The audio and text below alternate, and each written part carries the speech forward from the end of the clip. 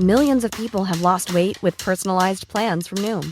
Like Evan, who can't stand salads and still lost 50 pounds. Salads generally for most people are the easy button, right?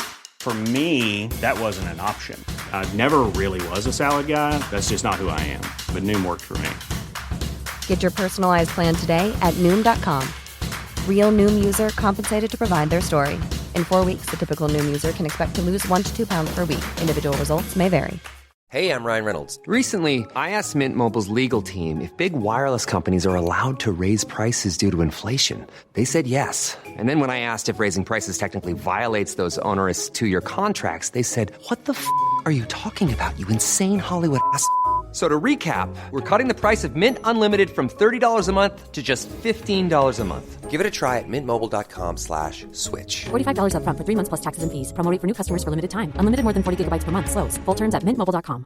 Planning for your next trip? Elevate your travel style with Quince. Quince has all the jet-setting essentials you'll want for your next getaway, like European linen, premium luggage options, buttery soft Italian leather bags, and so much more. And it's all priced at 50 to 80% less than similar brands. Plus, Quince only works with factories that use safe and ethical manufacturing practices. Pack your bags with high-quality essentials you'll be wearing for vacations to come with Quince. Go to quince.com/trip for free shipping and 365-day returns.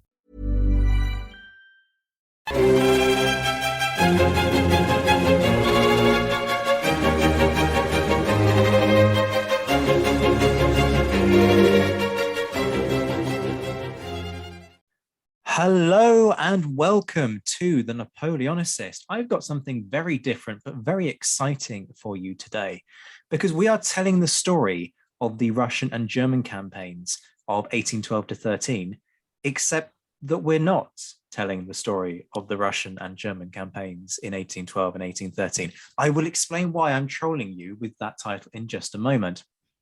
I am joined by Jesse Alexander, a public historian who works with real-time history.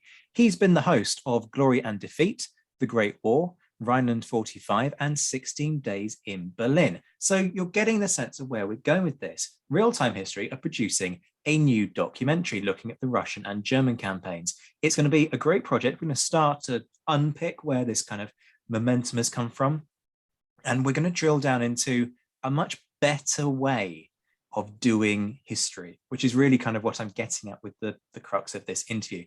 A new way of thinking about doing history documentaries that digs, and I will explore that in just a moment. But Jesse, welcome to the Napoleonicist.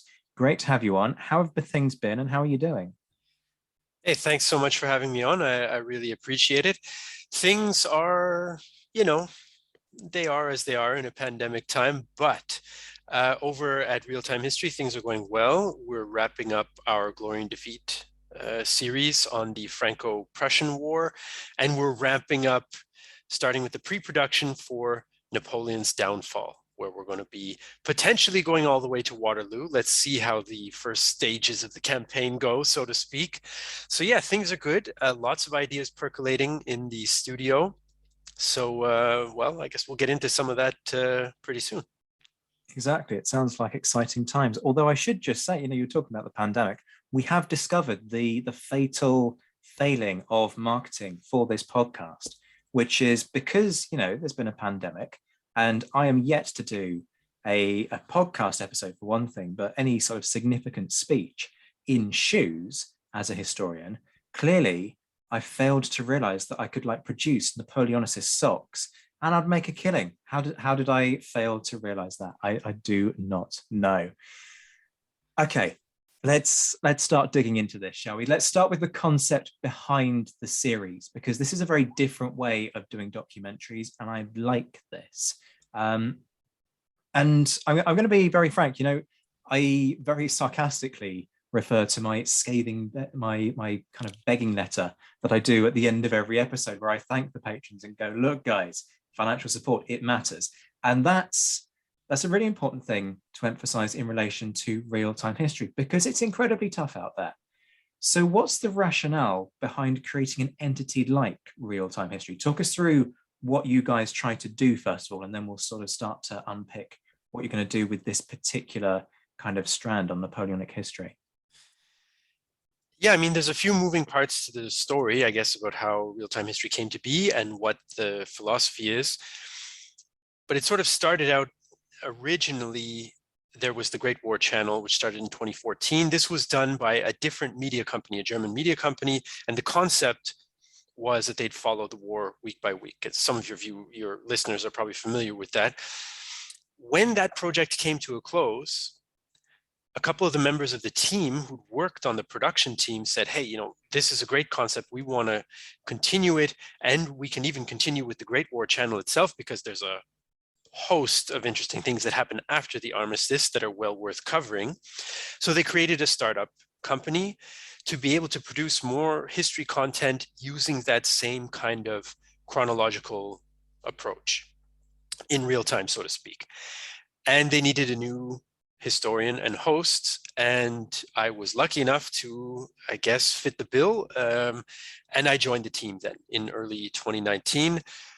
And we then decided to expand that on that approach and offer it with a bit more depth, because I think they had so much going on between 14 and 18 that, of course, it's a narrative type of history. It's linear if it's chronological, and it's event-based. But we wanted to add a bit more depth to that. We wanted to add a bit more of the historiographical context, maybe, and a bit more social history as well, a bit more of a glimpse into the primary sources, so accounts and of letters and diaries and memoirs and reports and that sort of thing, and actually take quotes from them a bit more often than they were able to do with the hectic pace of the 14 to 18. And so that approach we applied to our recent series on the Franco-Prussian War, to the continuation of the Great War, and to our two independent Second World War films that are not on YouTube, like our ongoing series. And we hope that that's going to be a recipe for success, that it's going to be broad enough that people will be interested and that people will be willing to support us. And so far, it's worked. I mean, it's incredibly ambitious, but also incredibly laudable, because I want to sort of just talk for a moment about the genre of the documentary. I consider myself very fortunate to have had one fleeting kind of feature on a documentary, and I'm very grateful for that. But you are very conscious when you start to talk to the folks behind a production that they, with the best will in the world, they don't know the period, and that's fine, because that's why they come to you as somebody, and they are, as part of that process, kind of mining your knowledge to work out what they want to do. But there's also this kind of tension that quite often they have pitched this sort of preconceived narrative. And sometimes those narratives work, and that's great. On other occasions, they don't. And so it's been very interesting to talk with colleagues who have worked on shows where people have gone in with this concept, and actually the concept just doesn't work. And so you get this kind of desperate sort of retrofitting of narratives and last minute changes, and it all becomes very chaotic. Why? Well, perhaps the why comes later, but what do you think the average member of the public demands? And to what extent do you think that producers of shows are sort of hostage to what they think the public wants, when in reality the public has a different perception of what they want history to be? Oh, yeah, that's a can of worms. I mean, the public, and in this case, we're talking about the internet history interested public, it is fragmented in a way. And so part of the challenge is to be able to, be responsible as a public historian, but to include enough of the elements that people might find when they're searching for things or already have some kind of familiarity with, that will sort of be a bit of a gateway drug, so to speak, to open up what you want to do and expose people to that. It's quite tricky because a lot of the popular conceptions are based on things that are slightly, going in a different direction than a lot of the historical literature that you'd want to base your work on. So the key is navigating those two things at the same time. And I think we can use very, very cautiously and in a limited sense some key concepts or phrases or figures that are actually from outdated narratives, as long as we don't, really full on go hook, line, and sinker for that, to draw people in, something they know, a name, a battle, or whatever, and then take them on a ride, so to speak, right? And if we do that well, we can use the popular conceptions to our advantage rather than be a prisoner to them. Now, of course, this sounds great, when I tell it that way. And then we might put out an episode on the Great War, for example, on a topic we think is super fascinating, but it doesn't have whatever key search word in the title, and it doesn't do that well, right? Or it's about German Southwest Africa after 1918, and it's a bit of a flop or whatever. So it's a very tricky balancing act, but we try to keep a foot in both camps. Same thing for the influence of online games. A huge proportion of the internet history interested public are people who play strategy games or real-time strategy games or what have you.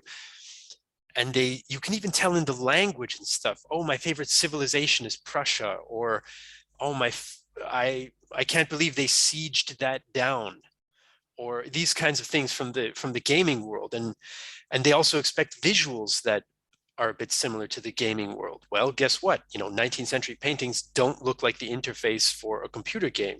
And so, or sketches or whatever that an officer made in the 1870s or what have you. So it's trying to then hit that a little bit with our commissioned illustrations without going fully cartoon. And yeah, so you can see that we put a lot of thought into it. It's not always easy. We don't always get it exactly right, but we hope that in the grand scheme of things, for the fragment of that public that we hope is large enough, that wants to go that extra mile, that wants a bit more depth, that wants to take 30 seconds and listen to what someone wrote in 1812 when they're short of food and freezing or whatever, we think that there are enough people out there who are going to be into that.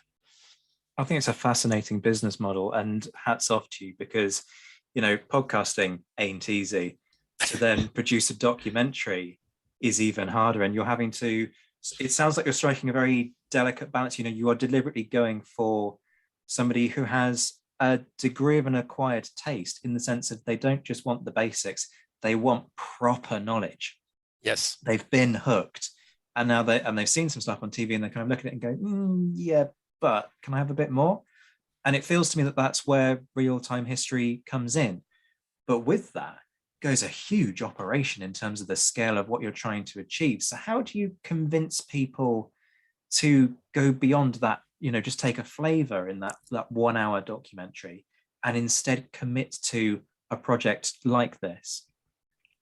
Well, I think one thing that's important is that, maybe these things sound contradictory, but I think it's part of the model that somehow works, is we keep a meta storyline going with the narrative and the chronology, and at the same time we break it up, right? So we have these weekly episodes. Now, for some projects, a weekly episode will cover 1 week of historical time, but for other projects, including the Napoleonic series that are coming up, we're going to stretch that around a little bit, because sometimes there are gaps, especially the farther back you go in history, the slower the pace of historical reality, in a sense, right? Horses go only so fast compared to trains and so on. So we need to keep that in mind, that we balance out the action factor, because of course it's like any other audiovisual experience. There needs to be a certain dramatic arc, and history doesn't feel the need to cooperate with that, right? So again, it's a balancing act. And what we're going to do for the Napoleonic series is we kind of plot out the events, since it is an event-driven thing, although we take time to then get thematic from time to time for that extra depth, but we'll plot it out and say, okay, so this week's episode is going to have to actually cover 2 weeks at the beginning of the campaign, where the Russians are really withdrawing.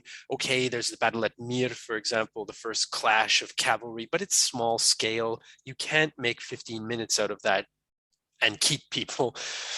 Whereas like Baradino, for example, or La Moscova, if you want to be extra respectful to any of your French listeners, okay, well, we're going to spend an entire extra long episode on that one day, that kind of thing. So that's also a bit of a creative process that we have to go through. Now, thankfully, good old Napoleon and his contemporaries give us a lot to work with. I mean, these are sweeping, dramatic, fascinating events that completely have an impact on millions of contemporaries and then all of us who come sort of down the pipeline after the Congress of Vienna and all, et cetera, et cetera.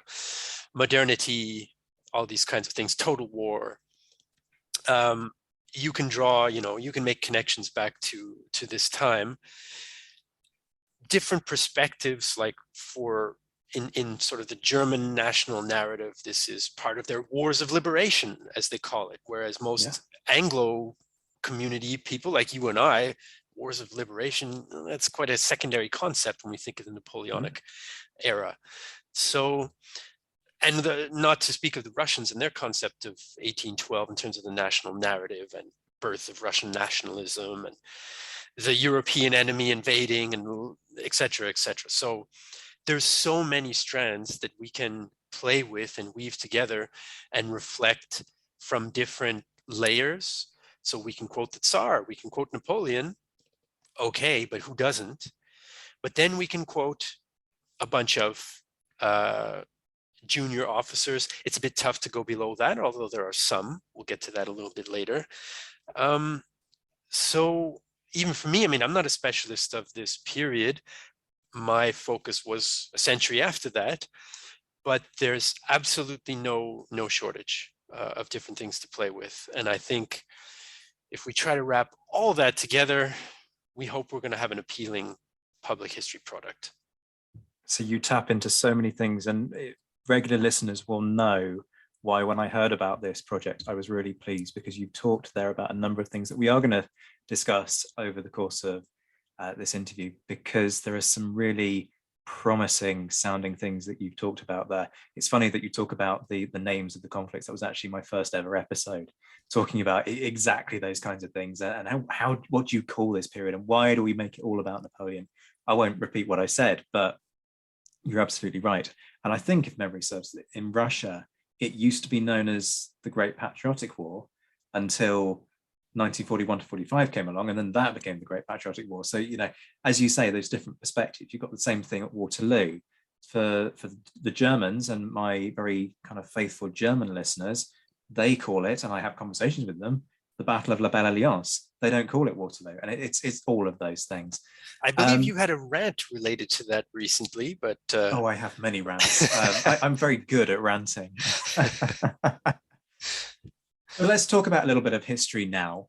So you're looking at the Russian and German campaigns. Shall we do, first of all, a quick synopsis of the campaigns, just for those who aren't familiar? Because straight away, what I liked is you didn't do that thing that I am hugely guilty of, and hypocrisy in the extreme here. But I'm going to praise you for not doing the, hey, let's do a history of the Peninsular War and Waterloo because that sells well. You deliberately went and did the Russian campaign. So give us a synopsis, and then we'll talk about the whys of that campaign. Sure. I mean, I have to admit, it is a factor in what we choose. The public familiarity is a factor. I mean, there's a reason why we chose 1812 rather than, what can I pull out of my hat here?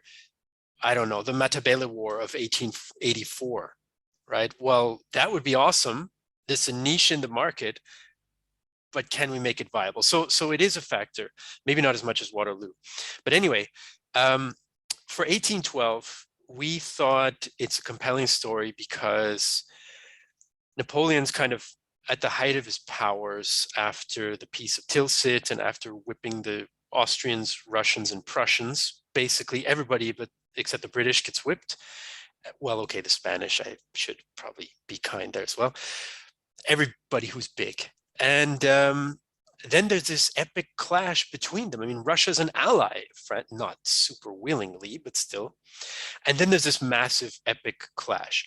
And there's this continental system led by a state that is so dominant and so essentially far ahead. I know that's a troublesome concept, but dominant of all the others, that then embarks on this epic attempt at kind of bringing that domination to fruition and knocking out England's last possible kind of support on the continent. And it turns into a catastrophic, dramatic, tragedy, essentially. And I mean, I could essentially stop there, but like this is a big deal. And one of the other aspects that we thought, is quite significant is, as the case with, I think, well, I'm speaking now here from, again, a kind of non-specialist point of view. For me, a lot of these Napoleonic campaigns, my anchor points are just the big battles. There's like Waterloo, there's Austerlitz, there's Jena, and there's Borodino.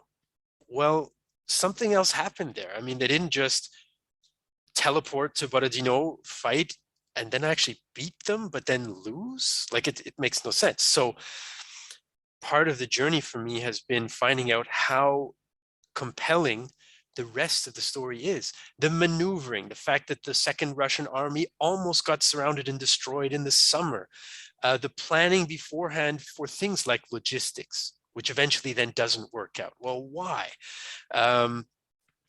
How did the Russians decide on their strategy? That's not a straight line. They had all sorts of infighting. They hated their own German imported staff officers.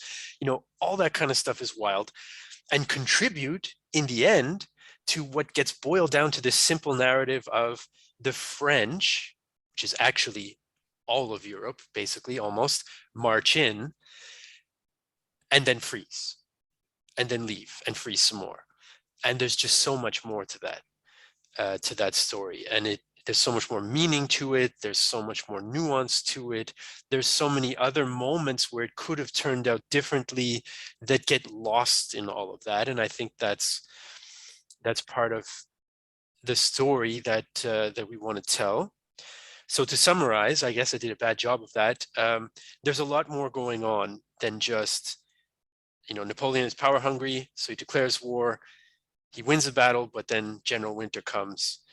There's all sorts of other things going on. And then for the 1813 campaign, this again is, I think, pretty much reduced to Leipzig, the kind of biggest and most decisive battle. But there's a whole campaign in what is now Eastern Germany that leads up to that. The French whip the coalition at Lützen. I mean, I'd never heard of that. Maybe that's just my own ignorance, but I feel like that's pretty compelling. I mean, he's on the road to getting something done here. Now, interestingly, he couldn't follow up because he had no horses left after they all died in Russia. But these are the kinds of things that make sense. And then once Napoleon's forces are defeated, then you have the early 1814 campaign. We haven't decided how we're going to handle that yet, if we're going to wrap it in with a later series about Waterloo, or if we're going to kind of tack it on as the continuation of the 1813 story in what's now Germany. We'll see. And then you have the meaning of the campaign, as I said, about the German wars of liberation. And this symbolism is already starting to be created at the time. Prussia and Austria switch sides. But on the ground, there are German speakers fighting on both sides, and they are not necessarily natural patriots and nationalists, because these ideas are still in the process of developing. And it's not like every peasant is, cheering the black, gold, and yellow of the coming Germany that he's never even thought of or never even heard of. So I think that's a terrible chronological summary of those two campaigns, but maybe that's a summary of why we think these campaigns are so interesting. Like Leipzig is the focus point, but there's so much that builds up to that, including significant French victory. But as you know, is the culmination point in a way of or maybe the burning of Moscow in 1812. But there's so much that happens before and then again after that. It's not like Napoleon just decided, yeah, I'm going to have everybody freeze because I'm marching back. He was trying to do other stuff. And then the Battle of Maloyaroslavets happens, for example, that changes his route and screws him over basically in many ways. So yeah, I'll stop there. But a lot of nice things came out of that, one of which was, of course, your passion, and that speaks volumes to have somebody who is passionate presenting a show rather than somebody who's seen a check for 5 figures and gone, yeah, I'll have that, thank you very much. And there are plenty out there who are of that ilk. I won't name names, but folks can work that one out for themselves. But on top of that, it's very interesting to listen to the way in which you approach this and the focus upon the human element, which I'm liking. The other thing to say here is, look, it sounds like you're trying to take a tome of a history book and then turn it into something on screen. And that's deeply impressive in itself. But then tied in within that is that, of course, what fills up huge numbers of pages within history books, primary accounts. And it's interesting to hear you say words like Borodino and Leipzig and the way in which you pronounce them, because you can hear that what we have here, ladies and gentlemen, is a very adept linguist. The reason I know that is because people are forever smacking me over the head for my appalling pronunciation of words like Leipzig. So let's kind of just dig into the material that you're using, because you, as an individual, have an impressive array of linguistic skills. And it was what? French, Russian, German. Are there any English. more? Yeah, and Russian is, I have to say, I have some degree of functional Russian, but I don't want to get too far ahead of myself. We have a partner in Moscow who's helping us go through the literature and look at some primary sources from the archives. I do have my limits. I can function, and I can try to not butcher the names too bad, and I can help us out with some short documents and captions for caricatures and archival photos. So 3.5, let's say. All right then. But even so, I mean, my English is barely functional. So to me, this is deeply impressive.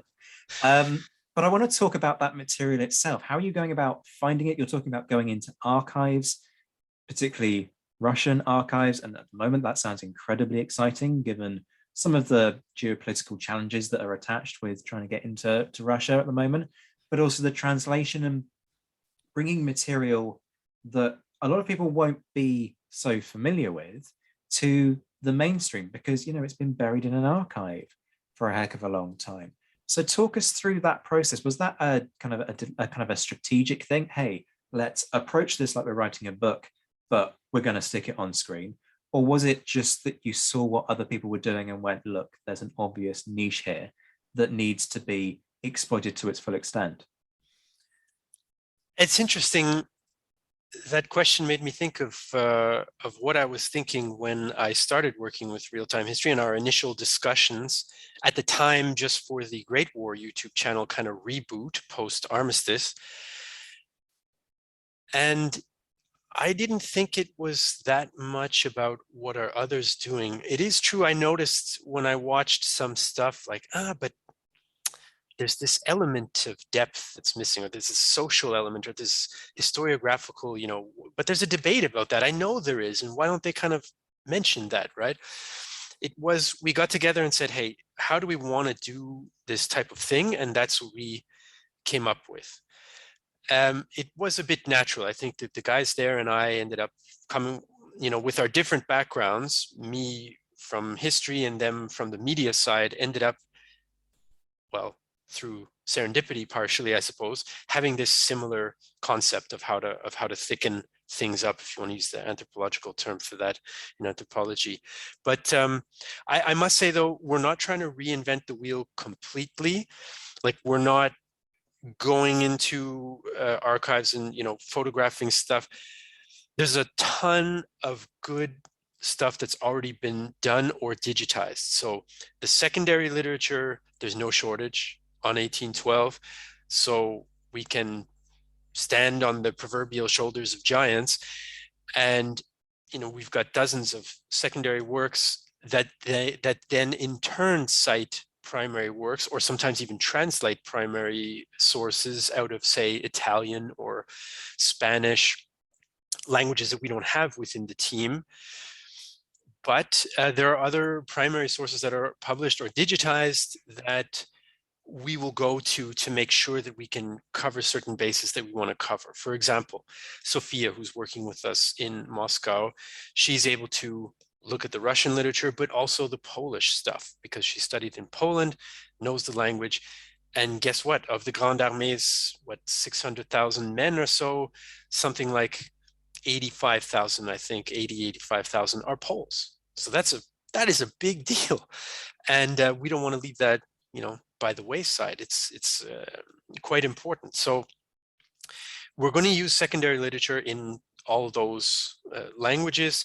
One book in particular, I have to say, we're not turning this book into the series, it's one of my go-tos, is L'effroyable tragédie by Marie-Pierre Rey, who's a French historian, and her approach is quite a similar one to ours. She wants to make sure to cover these other aspects, social aspects, the point of view from the rankers as much as that's possible, but especially those junior officers who've published memoirs or who kept, diaries and things. And she also used Russian archives extensively, since she's a specialist on the Russian side of the conflict, actually. And of course, we're gonna consult others as well. Dominic Lieven is pretty good on the Russian side as well, and he publishes in English. I think a recent guest on your show, Alexander Mikhail, I'm not good with Georgian, Mikaberidze, I think his name is. He's done some interesting stuff in Russian as well, previously, especially on Bagration. We are going to consult some primary sources directly when we need something for a particular spot, or we want to plug a particular gap. I mean, names that come to mind, half off the top of my head. Albrecht Adam was a Bavarian artist, and we're going to use some of his sketches and things that he drew, but he also then published afterwards his account, and it's quite interesting.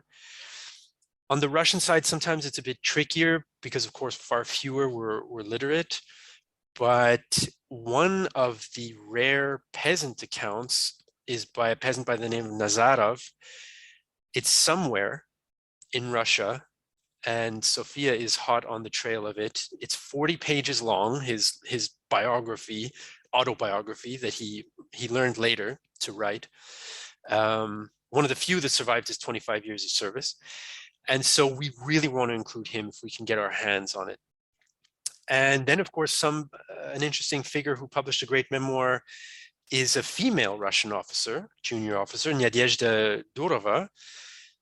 I mean, you don't stumble across a Napoleonic female officer every day, much less one that served for years and then wrote a memoir about it afterwards. It's been translated into English, but Sophia's going to consult the original Russian for us as well.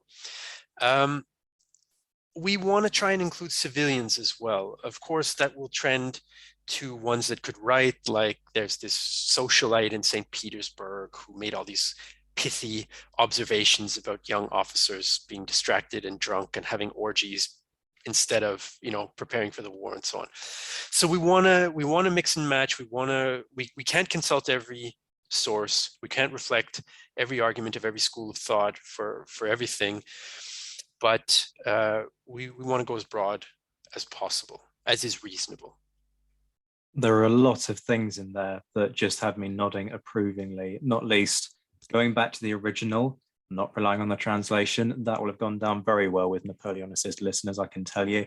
But also, hey, let's not forget the civilian perspective on this, which is something that folks will remember from Christine Hughes-Patron's talk, is often done in terms of that neglect. And when it's rectified, it really is quite revealing.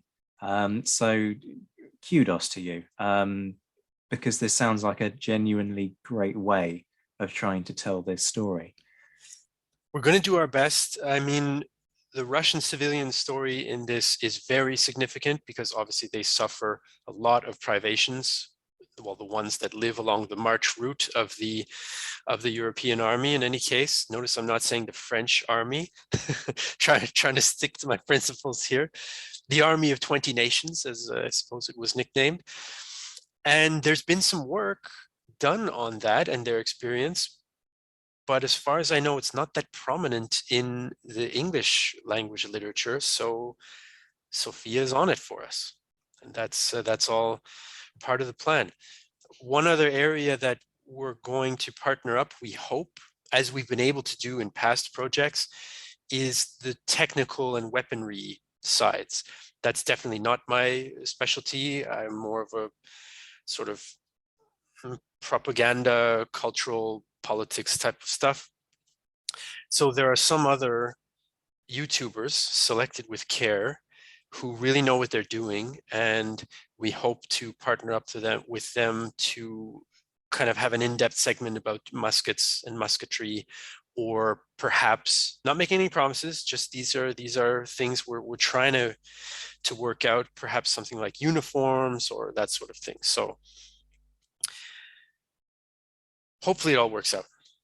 Fingers crossed. Let me stay with that theme though, because the technical side and the visuals, how are you going about visually presenting this? Because I'm always very conscious that I have the privilege of, I can just turn the video feed off when I want to, and I don't have to worry about that side of things. But the flip side is that if you are going to turn the video feed on, it's got to be a game. Just taking two people talking does not generate huge engagement for people, apart from a very sort of select group who just want that interpersonal interaction. So talk me kind of through it. Are you going to draw on reconstruction footage? There are lots of sort of slightly snide cliches that get thrown at documentaries about sort of blurry things of action shots where the camera's just been swayed around a lot and you can't really see what's going on, and the joke being, oh, it's because they blew all of the budget on person X or person Y as a presenter.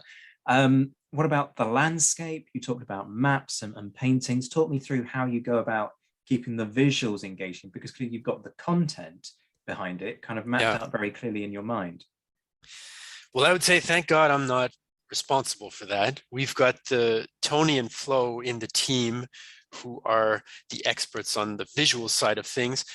But if I can speak in their stead, we try to create a recipe that's going to be historically responsible but visually engaging. And so there's no docudrama. We don't have scenes with actors, trying to first of all, that's very cost intensive, and second of all, that's not our style. We want to firmly historicize ourselves. Let's put it that way, for lack of a better word. We are going to have a mixture of animated maps that are custom made for this project, as we have done in some of our other projects. Now, a map is a tricky thing to work with because you express so much with a map, and a lot of that you're not even intending to express, right? It's what you leave on, what you leave off, what colors there are, what contrasts of colors, how you choose to indicate movements, or how big a marker is that indicates a certain unit. But what if it's under strength? And is it the same size as the unit on the other side, even though the combat strength is less, or, all those kinds of, so you have to do your best to balance that out. But we will have animated maps. We will have commissioned illustrations by artists who we kind of coach, right? We send them, for example, historical sketches of soldiers, or we sometimes use the famous Osprey series about different uniforms and so on. We trust, obviously that's not like an academic publication, but as far as uniforms and getting a sense, we hope that it does the job. And then we'll say, okay, well, here's what's happening in this scene. And they send us a sketch and we say, looks good, or actually we have to make sure that X, Y, and Z gets a bit adjusted, and so on and so forth. So we commission these illustrations. They're done in... Hey, I'm Ryan Reynolds. At Mint Mobile, we like to do the opposite of what Big Wireless does. They charge you a lot, we charge you a little. So naturally, when they announced they'd be raising their prices due to inflation, we decided to deflate our prices due to not hating you. That's right. We're cutting the price of Mint Unlimited from $30 a month to just $15 a month. Give it a try at mintmobile.com/switch. $45 up front for 3 months plus taxes and fees. Promo rate for new customers for limited time. Unlimited more than 40 gigabytes per month. Slows full terms at mintmobile.com. I'm Sandra, and I'm just the professional your small business was looking for. But you didn't hire me because you didn't use LinkedIn Jobs. LinkedIn has professionals you can't find anywhere else, including those who aren't actively looking for a new job, but might be open to the perfect role, like me. In a given month, over 70% of LinkedIn users don't visit other leading job sites. So if you're not looking on LinkedIn, you'll miss out on great candidates like Sandra. Start hiring professionals like a professional. Post your free job on linkedin.com/spoken today. I don't know how to describe the style. Actually, it's not, sort of cartoon style. It's far from that, but it's also not a super hyper realistic, pencil sketch style. It's somewhere in between those two. And we hope that that is engaging and colorful, but still not, making it into a caricature. And you see a lot of that, of course, especially on YouTube history, where it's kind of cartoon guys fighting the wars on screen. And, we don't want to go that way. So illustrated maps, commissioned illustrations from a couple of artists. We're also going to use, as far as we can get the copyright for them, which is an absolute nightmare, sketches done at the time by people, or even sketches and illustrations done in period and after publications. We're also going to try to use some paintings. Now, paintings are a minefield as well, because it's a representation. It's not what actually happened. And we will try to compensate for the weakness of that, weakness in a sense, by also including a little bit of analysis of the paintings and why they're made this way. And let's break down this one for 2 minutes, which we also did for the Franco-Prussian War series, I hope, successfully. That is essentially the main mix, unless I'm forgetting. Well, sometime, every once in a while, you see my face. We try to keep that to a minimum, of course, but yeah, we try to keep that to a minimum. I should point out that for the maps, this is quite exciting to us. For the maps, we're working with Project 44, a Canadian duo who specialize. Actually, they started in World War II digital maps, but they have been plunged into the Napoleonic period to help us out. And we're advising them on, what's important to put in. We've provided them with a roadmap of Europe in 1812, because of course the choice of roads and things is important to tell the story. What did Moscow look like then? And what parts of it burned? How can we reflect that on a map? So all that stuff is gonna be in there. We also have screens where the visual is the citation, the quote from whoever's diary or letter. So we allow you to kind of fully immerse yourself in that extract of a primary source, not only in terms of the audio, because I'm reading it out, but people can read it for themselves, and usually with an appropriate image. And that's how we try to illustrate a series that happened before photography. I don't envy you. What about on-location filming? Are you going out to battlefields? Do you kind of look at monuments that you think you want to visit and statues and so on, and kind of have a discussion about what you choose? And, shot choice is a big thing in itself, he says, as somebody who's sort of vaguely trying to dabble on another project with that kind of thing. Yeah, I mean, we have a drone, and we put the drone to extensive use for our 2 World War II films that we made independently, so not on YouTube, but available for streaming on our website, just in case anyone's into it. The trick is, it ain't that easy to just book a flight to Smolensk at the moment, for example, Indeed, or yes. to Mogilev, or to Moscow even. So, and not to mention budgets and all that sort of thing. So the chance we do have, of course, is that real-time history is based in Berlin. And so a lot of the fighting in Germany for the 1813 series, we may be able to then, in terms of reasonable budget and stuff, make it there. Now, the trick is, of course, some of these battlefields, like Groß-Beeren, for example, it's not that far from Berlin, but like it's a highway and a parking lot and a bus stop. So sometimes we think there would be, oh yeah, on location, it'd be awesome.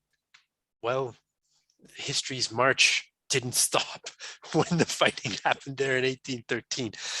So for the 1813 campaign, we do hope to have some on-site filming. For 1812, it's a lot trickier, and I think it's safe to say it's probably unlikely.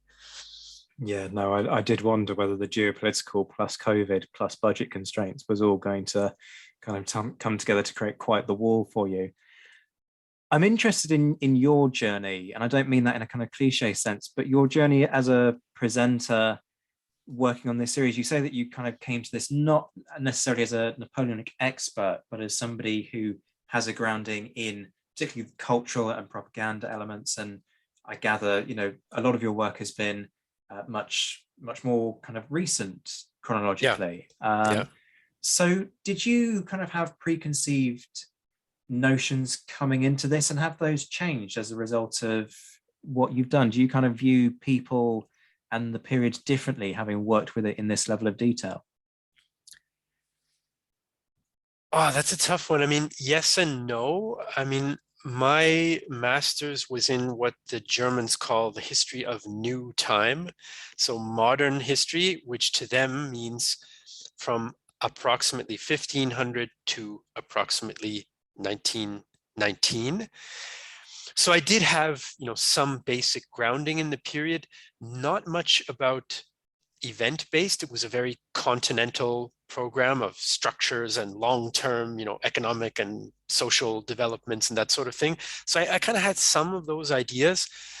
What I think I benefited from and learned in working on this is just how much more complex these campaigns were as military and political and social events. Again, because essentially event-wise, my touchstones were just these kind of big battles.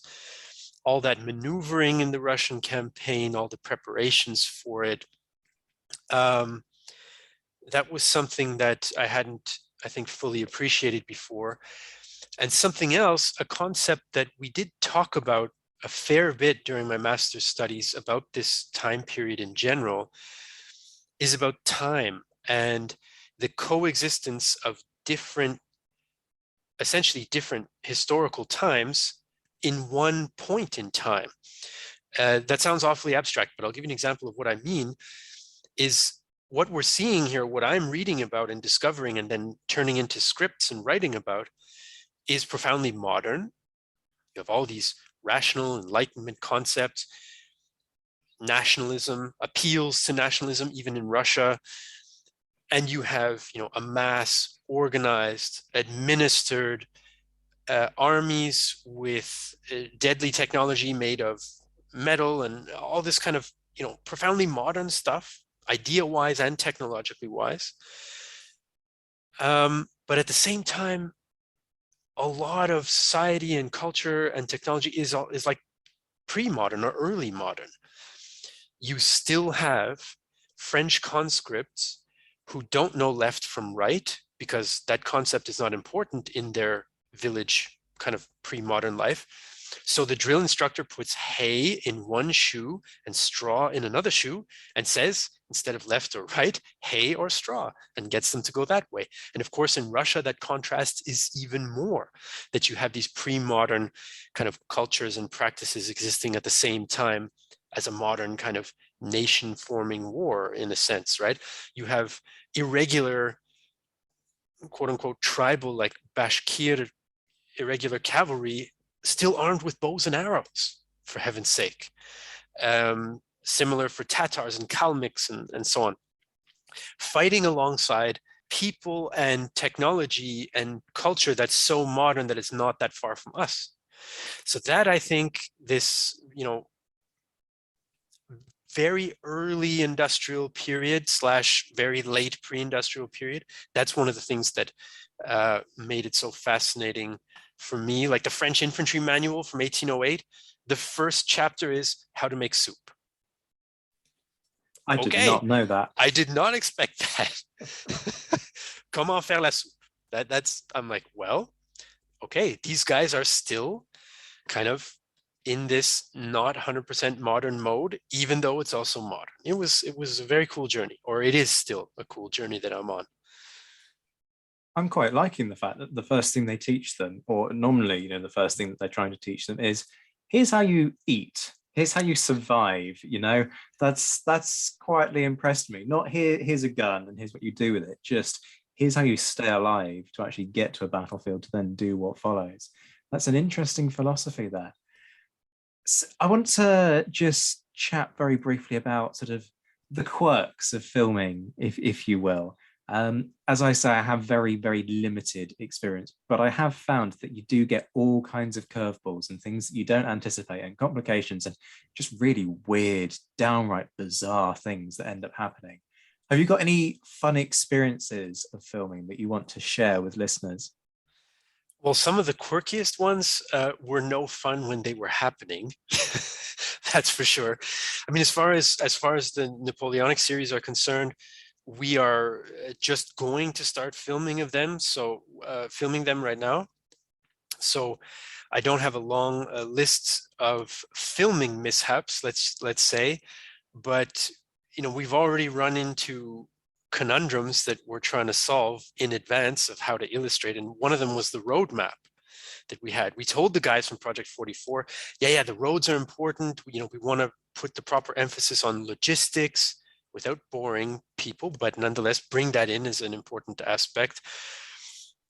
I found online, Estonia has digitized everything. So they digitized an old Russian imperial roadmap of Central and Eastern Europe. And I thought, awesome. They got it in high res, we downloaded it, we sent it over, and they were like, okay, we can't read any of it. And I said, okay, all right, problem number one, I can help. But it's in pre-revolution, pre-1917 Russian writing. So they changed their alphabet a bit. I can still manage. But if we're going to put every road on it in, it's going to take them 100 man-hours to do. So what roads do we want? Oh man, okay, now I got to plan the whole thing out in my head in advance. So, these kind of things snowball. What goes from, oh, we have a roadmap, let's get our map guys to copy it, becomes negotiations, discussions, and then a triage. When it comes to actual filming, one of the worst things that can be is the weather.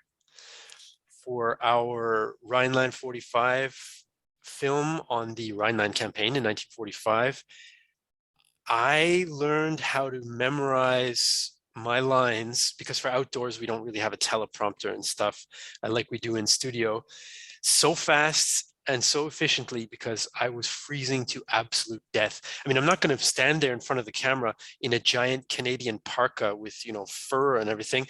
I'm standing there in a little European style winter pea coat, freezing my everything off, trying to get this out before it starts raining again at 2 degrees Celsius. So those were some fun moments. Or we said to ourselves, oh yeah, we'll do a unit on the siege of Riga in 1812. Nobody talks about that, but like the Prussians were up there. Everybody likes the Prussians. They're cool. Well, none of our standard monographs on the campaign talked about it. So like, okay, how are we gonna get our hands on this? We got Sophia on it. Then we had a student intern help us find in the 19th century German history of the campaign. That's where we got the important operational details, which then was printed not in the usual Latin alphabet, but in the older German fractal script, which 22-year-old Germans can't read very often. So we struggled together to then piece together what are the useful bits we can take from this older account that is in another friggin' alphabet, even though it's in German, a language we both speak fluently. So there's no shortage of those. There's no shortage of those. And I mean, Flo has got horror stories about wrestling with copyright and how to determine which things we can use and which things are going to get us sued and all that kind of stuff. So in the end, it's always good times, but sometimes the road is quite winding. Indeed. And it sounds like it has a hump or two just to slow you down along the way. Wow. I want to talk about the future very briefly, if I may. Sure. So you've got the 1812-13 thing. You're going to go filming by the time this is out. You will be in that process. But you talked about, sort of thinking beyond that. Are you going to do the 1814 campaign as a coda to your 1812-13 series? Are you going to make it the prequel, if you will, to your Waterloo series? So what are your thoughts on the future about what you might choose to do and where you'll take it? Wow, I'm taken up quite a lot by my thoughts about the present at the moment, but I think it kind of partially, we get into that decision-making process that is not just based on the history. It's also based on the fact that we're an audiovisual medium. And so there's that dramatic arc that I talked about in filmmaking that we need to make that work with the history. So does it make sense for us to say, well, there's 1812, and then that's kind of phase one. 1813 is phase two, but where does phase two really end, right? In a way, if we look at it more from the German point of view, it makes sense to end it kind of after Leipzig, because that's kind of the more decisive one. That's the one that ensures that Germany all of today's Germany will essentially be then pretty much in the anti-Napoleon camp eventually, and it will enable it to one day be unified. I'm stretching things, but that's kind of the gist. A lot of the 1814 fighting, of course, takes place on French soil, but it doesn't quite fit that easily in that narrative arc, in that dramatic arc. So I'm not going to commit to anything here because we haven't made the decision ourselves internally, but I do sort of like the idea of a double punch of drama in one series. So we might do the fighting in France in 1814. Napoleon is defeated, and that's kind of a dramatic arc. It's his last chance, his last gamble, but then the Russians, march into Paris, but then he's back, right? And so it's kind of, oftentimes you have this structure where the tension builds and the events build up to kind of a climax, and then there's sort of a fairly quick denouement is the French word, a fairly quick kind of like resolution and then ending. Well, in this case, maybe we go for two peaks, right? The tension builds up to his defeat and then, exile, and then he comes back for the 100 days. And we'll see, maybe that's too much to kind of shoehorn into one thing. But the timeline might let us do it. Let's see. So maybe we'll go for a double whammy. It remains to be seen. Okay, so the important question within all of this, the reason that you've very kindly given up your time to record this evening, how can people support the show? How do they get involved? Where can they find you? Go nuts. Make the sales pitch. Well, no, you've made the sales pitch already, frankly. If people aren't convinced by now, then I don't know what is needed to convince them. But how can they participate in this? Right. Well, I hope that they're sold on the idea. I hope that people who are into the period, who are going to be listening to your podcast, might be interested in another representation of it, another way of engaging with the period. If your listeners don't know us, I think they can get an idea of what we do by going to the Real-Time History YouTube channel, which is where we published our series on the Franco-Prussian War of 1870-71. And then they can get an idea of how we try to do our stuff and how we try to do history. The Napoleon will be slightly different, but it's a good example of how we try to do things. And then if they would like to support us, and of course, we really appreciate that, because that's kind of how we stay in the business and are able to do what we do, they can support us on Patreon. It's a website that allows people from the public to directly fund and support at a level that they can afford and they're comfortable with people like us who try to create cultural and historical and educational content. So Real-Time History Channel on YouTube. The 1812 series will be starting towards the end of February. And then the Patreon website for directly supporting us financially, and they can find us there under Real-Time History as well. And give people a sense of, if you wish to, not only the tiers, I mean, go nuts and talk to people about the perks and so on, because I use Patreon myself. I know how it works. I know how hard it is to generate that momentum, but also give people a sense of the costs your end, because this is not a cheap business. I mean, it's a hell of a lot easier for me as a podcaster. For you, and I was looking at, trying to budget for a single 1 hour documentary, and we were looking at something like £2,000, £3,000, maybe £4,000. So for you in this project, what are the numbers? Give people a sense of what you're having to wrestle with and the value that they can bring by offering their support. Yeah, I mean, it's a significant undertaking. Our budgets go not just to those of us who are kind of full-time on the project, but we can't do everything. So we need people like Sophia in Moscow, and she needs to rent an apartment in Moscow, etc. We need to buy the rights to use images. And as weird as that sounds, for 200-year-old sketches or paintings, the rights to them are usually owned by institutions or by commercial image banks and so forth. So they cost anywhere from €10 to €25 for an image to use in a commercial enterprise like ours. And we're going to use many hundreds of them over the course of a series like this one.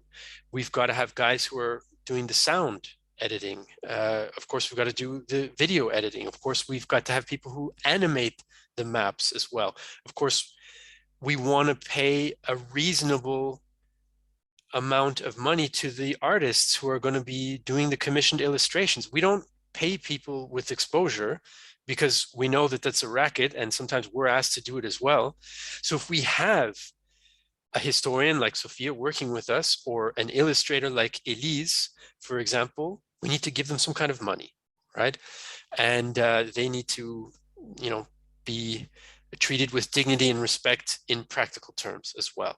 So a whole project like this is many tens of thousands of euros. Thankfully, I'm not the one who needs to balance the budget myself, but it definitely runs into the six figures for this kind of project, because, for example, the 1812 series is going to be something like about 18 episodes.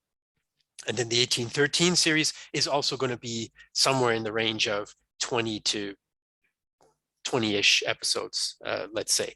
That's about 15 minutes of material per episode, plus bonus episodes that are exclusively available to our Patreon supporters.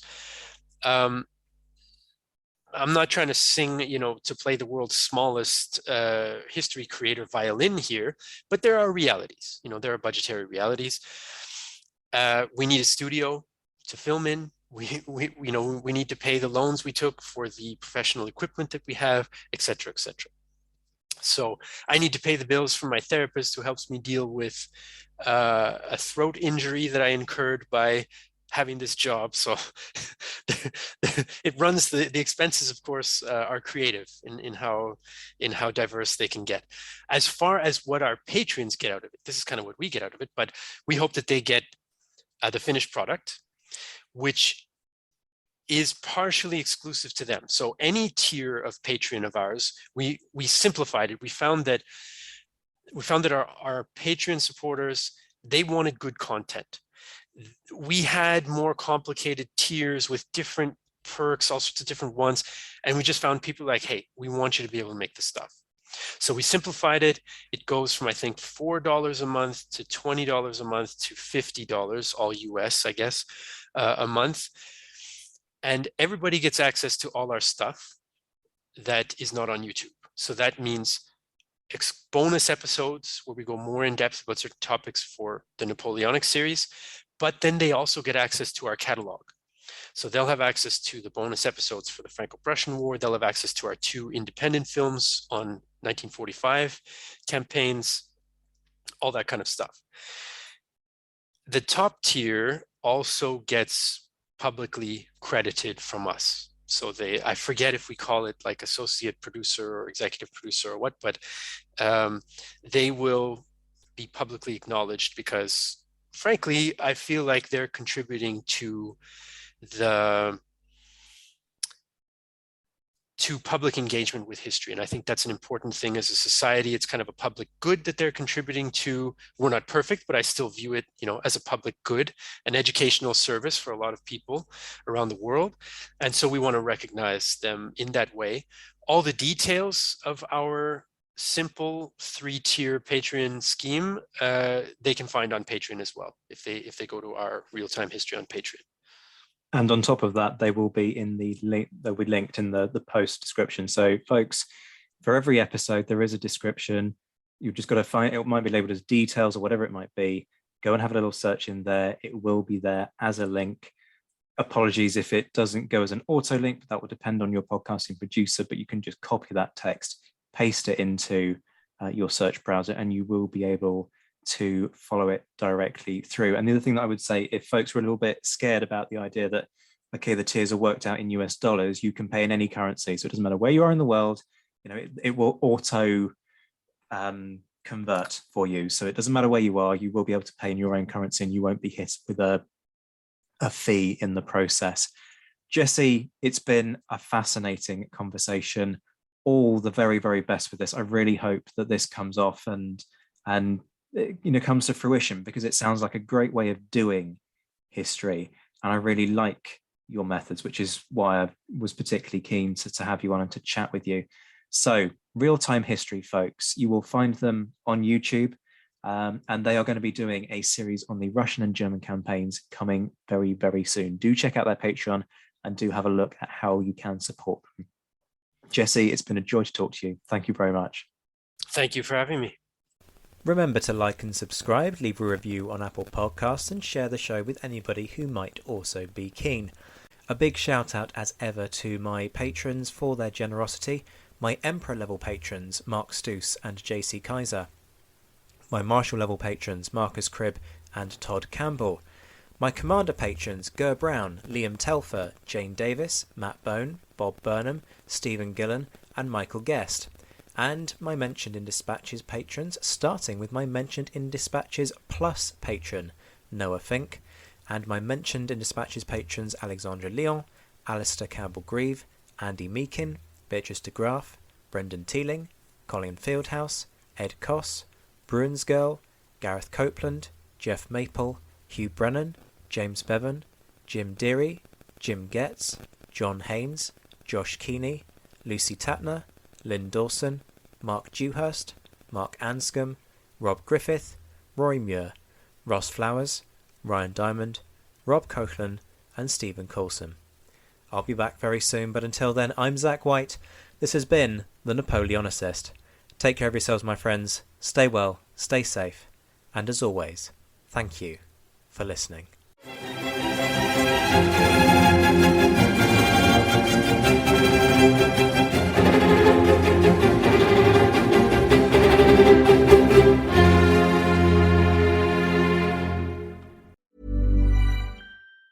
Even on a budget, quality is non-negotiable. That's why Quince is the place to score high-end essentials at 50 to 80% less than similar brands. Get your hands on buttery soft cashmere sweaters from just $60, Italian leather jackets, and so much more.